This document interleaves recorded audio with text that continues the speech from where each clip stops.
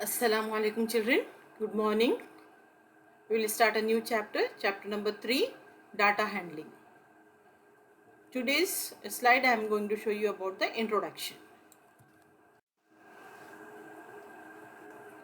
Introduction of the chapter data handling.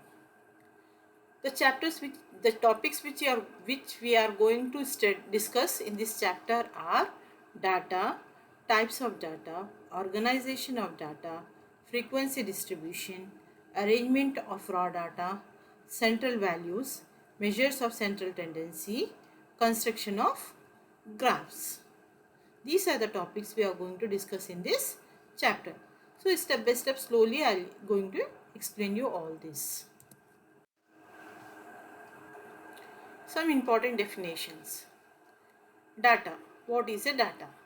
A collection of numerical figures. Numerical means number. Figures giving some particular type of information is called data.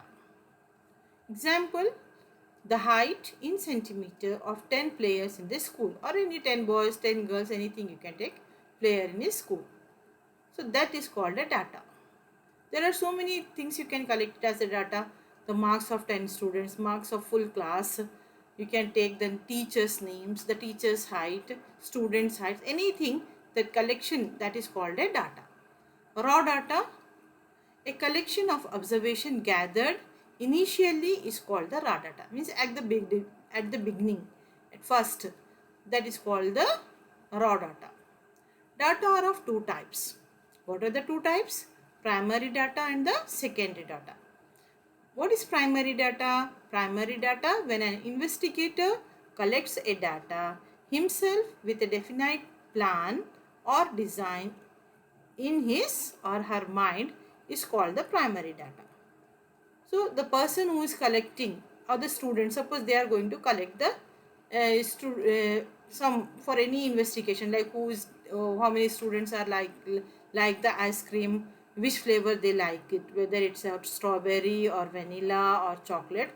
So that collection, that investigator, the students will become the investigator. They'll go to particular classes and find out how many children they like the ice cream flavor. So in that way they are going to collect the data. So that is called the primary data. If the students, they themselves, not only the students, a person, that is called an investigator who is going to collect the data. Okay. Hope it is clear to you children.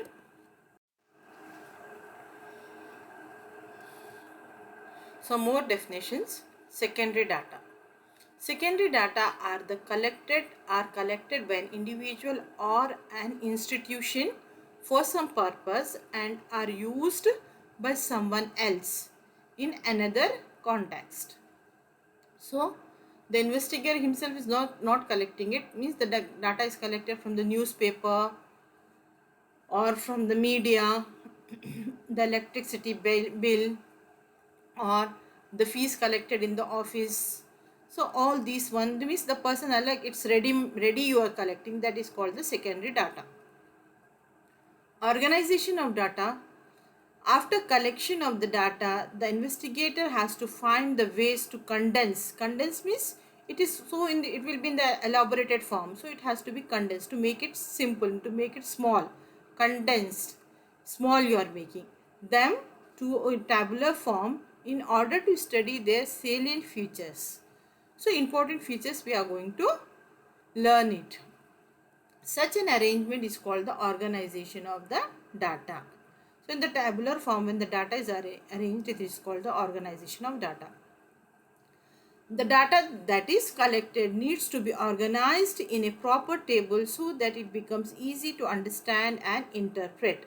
Means you have to give the investigation on that. When you have to conclude what you are going to investigate, it means interpret. You have to interpret for the data. So hope it is clear to you. It's very interesting chapter. Bit by bit you try to understand it. Thank you children.